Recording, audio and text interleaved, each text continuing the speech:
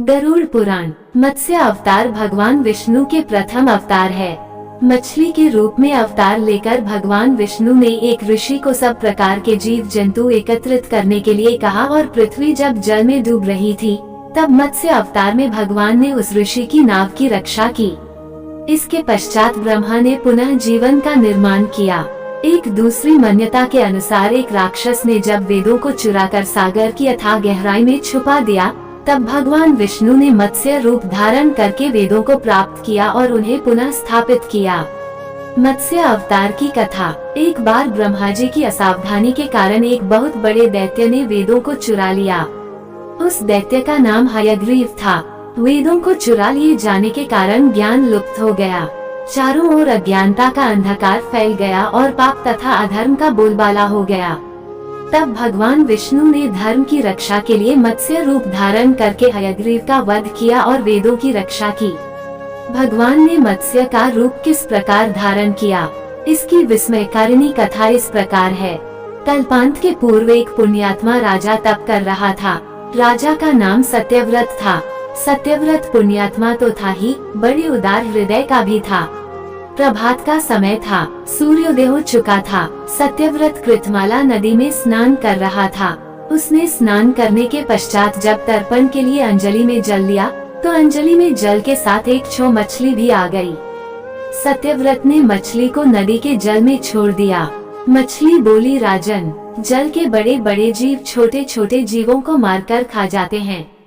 अवश्य कोई बड़ा जीव मुझे भी मारकर खा जाएगा। कृपा करके मेरे प्राणों की रक्षा कीजिए। सत्यव्रत के हृदय में दया उत्पन्न हो उठी।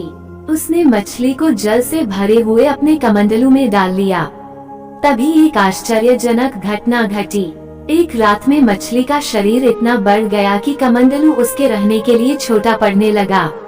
दूसरे दिन मछली सत्यव्रत से बोली, राजन, मेरे रहने के लिए कोई दूसरा स्थान ढूंढिए, क्योंकि मेरा शरीर बढ़ गया है। मुझे घूमने फिरने में बड़ा कष्ट होता है। सत्यव्रत ने मछली को कमंडलू से निकालकर पानी से भरे हुए मटके में रख दिया। यहाँ भी मछली का शरीर रात भर में ही मटके में इतना बढ़ गया कि मटका भी उसके रहने के लिए छोटा पड़ गया। दूसरे दिन मछली पुनः सत्यव्रत से बोली, राजन, मेरे रहने के लिए कहीं और प्रबंध कीजिए, क्योंकि मटका भी मेरे रहने के लिए छोटा पड़ रहा है। तब सत्यव्रत ने मछली को निकालकर एक सरोवर में डाल किया, किंतु सरोवर भी मछली के लिए छोटा पड़ गया। इसके बाद सत्यव्रत ने मछली को नदी में और फिर उसके बाद समुद्र में डाल दिया। आश्चर्य! समुद्र में भी मछली का शरीर इतना अधिक बढ़ गया कि मछली के रहने के लिए वह छोटा पड़ गया। अतः मछली पुनः सत्यव्रत से बोली, राजन, यह समुद्र भी मेरे रहने के लिए उपयुक्त नहीं है। मेरे रहने की व्यवस्था कहीं और कीजिए। अब सत्यव्रत विस्मित हो उठा। उसने आज तक ऐसी मछली कभी नहीं देखी थी। वो विस्मय भरे स्वर में बोला, मेरी बुद्धि को विस्मय के सागर में डुबो देने वाले आप कौन हैं? मत्स्य रूपधारी श्रीहरि ने उत्तर दिया, राजन, हयग्रीव नामक दैत्य ने वेदों को चुरा लिया है। जगत में चारों ओर अज्ञान और अधर्म का अंधकार फैला हुआ है।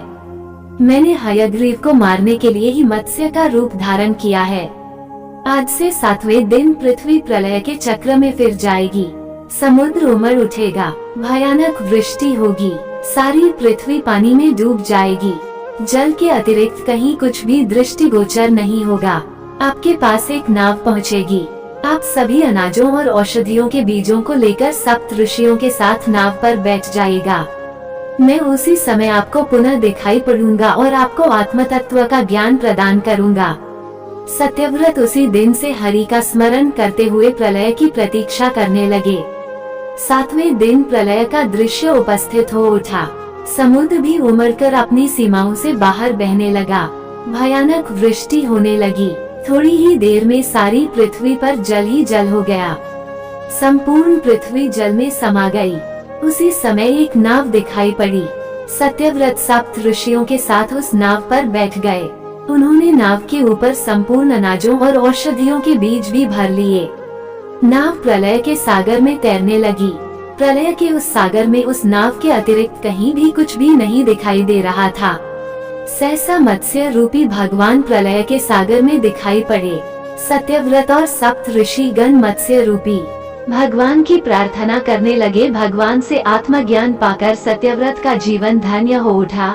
वे जीते जी ही जीवन मुक्त हो गए। प्रलय का प्रकोप शांत होने पर मत्स्य रूपी भगवान ने हयग्रीव को मारकर उससे वेद छीन लिए। भगवान ने ब्रह्मा जी को पुनः वेद दे दिए। इस प्रकार भगवान ने मत्स्य रूप धारण करके वेदों का उद्धार तो किया ही, साथ ही संसार के प्राणियों का भी अमित कल्याण किया।